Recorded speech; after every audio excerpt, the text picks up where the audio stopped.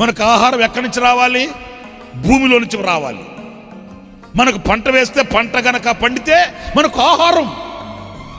ఈ భూమి సారాన్ని కలిగి ఈ భూమి కనుక పండితే, ఈ భూమి కనుక పంటనిస్తే మనకు ఆహారం.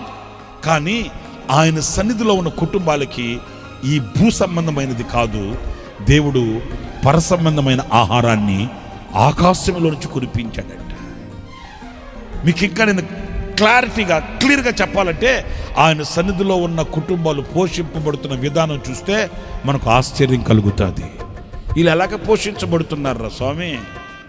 వీళ్ళకు వచ్చే జీతం కొంచెమే, వీళ్ళకున్న రాబడి కొంచెమే, వీళ్ళకున్న వసతులు కొంచెమే, మళ్ళీ వీళ్ళకి రాబడి కొంచెమేనైనా ఎప్పుడు కళకళలాడుతుంటారు, సంతోషంగా ఉంటారు, పిల్ల పాపతో ఆనందంగా గంతులు వేసి ఆయన సన్నిధిలో ఒలివ మొక్క వలె బ్రతుకుతుంటారు. ఎక్కడిది వీళ్ళకి ఈ ఆనందం?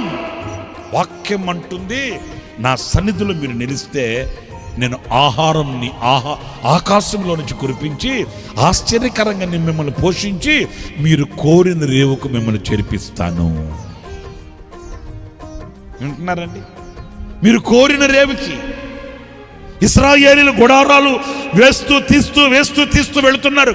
ఎటు చూసిన అరణ్యం, ఎటు చూసినా అదొక నిశీది. అయినప్పటికీ కూడా వాళ్ళు ఎక్కడ కూడా తడబడిపోకుండా సమృద్ధిగా తిన్నారు, కంటి నిండా నిద్రపోయారు. పిల్ల పాప నెత్తి మీద పెట్టుకుని వాళ్ళు సాగి వెళ్ళిన యాత్రలో ఆనందయాత్రను వాళ్ళు చేశారండి. మరి ఈరోజున మీరు ఎలాగ బ్రతుకుతున్నారు?